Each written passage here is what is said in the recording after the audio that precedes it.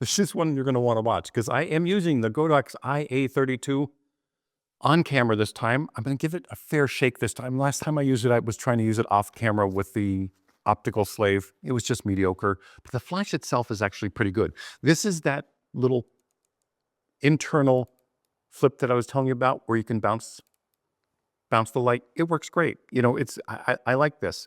The flash works really, really good. My only complaint was after using it for quite a bit at half power, it started to slow down on the recycle. It's only 2 AA batteries, so you have to expect that. And then we're going to use this with a reflector, but not my little one that I normally use. We're going to use something bigger.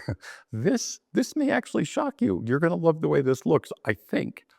Anyway, let's get to the shoot. I'm going to shut up now. Have a great day. I'm really excited to be able to share an actual shoot with you using one of the reflectors I'm going to use later in this shoot. But this is just a really quick example. Like, they call me to do a couple headshots for this. I wasn't prepared for a whole group shot. You know, that's not the equipment I brought. I don't have equipment in the car like my, portable umbrella and stand and so forth. But I figured I'm going to use this later in the shoot. I might as well show you what it can do in real world scenario. Now, they're not all here. Some of them are in offices right now working on patients. So I literally have to set everything up, get them exactly where they're going to be, and then bring those 2 people out for literally 10 seconds, take the shot, and I got 2 off, I believe, and then they had to run right back into their clients. But I want to show you this reflector, this larger reflector with just an on-camera flash to show you what kind of light this can actually bring to the table. It is really nice light. And, I'm not getting any, dark circles under the eyes and so forth as I would if I just bounced off the ceiling. So I really wanted to show you that before I actually showed you in studio, because in studio obviously is controlled. That's not controlled. It's on site. It was an actual job. Anyway, getting to this shoot, you're going to notice, the harsh shadows. I'm using the smaller reflector.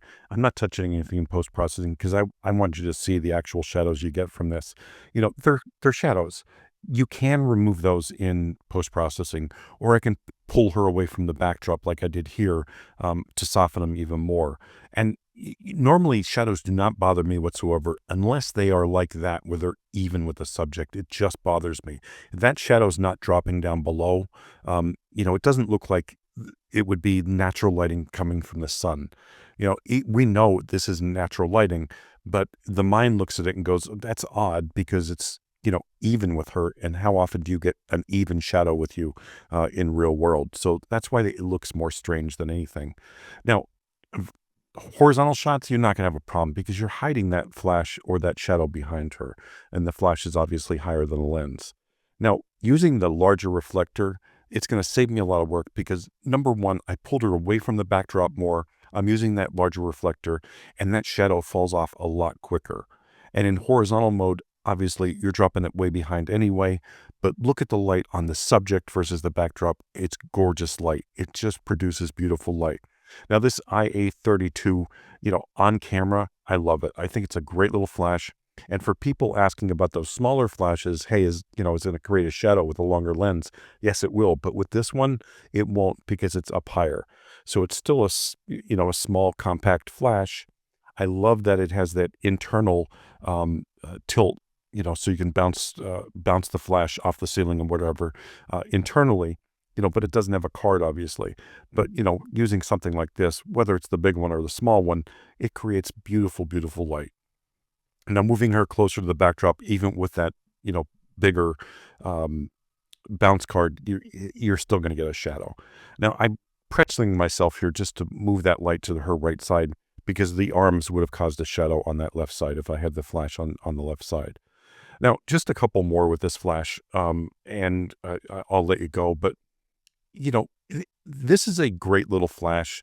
Again, for those people that are going to use longer lenses. And I want to show you the vertical because I removed the shadow in post-production. It takes 2 seconds. The issue is not many people are shooting in studio with a pure white backdrop. When you have this kind of scenario, it's easy to remove a shadow in post-production.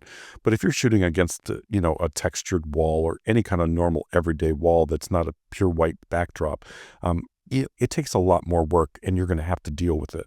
And again, that it just looks unnatural in a vertical mode. Now, if you're shooting with a 60 megapixel camera, it wouldn't matter because you can shoot everything horizontally and crop later in post to a vertical image. You're not losing much. 60 megapixels is going to take you down to 24 megapixels in vertical mode. So, that's not a big deal. But like here, this had to be removed in post-production. Now, this is without the flash. So I'm showing you that, I am using mixed light, but that's all there is. Now, for this last one, I'm just throwing this in as a bonus because I just threw the LED against the wall. Easy setup, nothing major. I'm not doing anything special.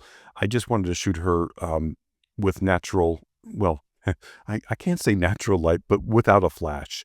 With the Leica, because I wanted to push the ISO just a little bit and play with the colors, so I played with the white balance in the camera just to get different looks versus doing it in post-production. Using your Kelvin temperature for your white balance, you can really play with the temperatures and get really beautiful looks right out of camera. You just have to try it. Don't be afraid of it. And remember, you're shooting in RAW, so you can change it back to whatever you want to later. But to see it in person as you're shooting it, it creates something special. Thanks for watching as always.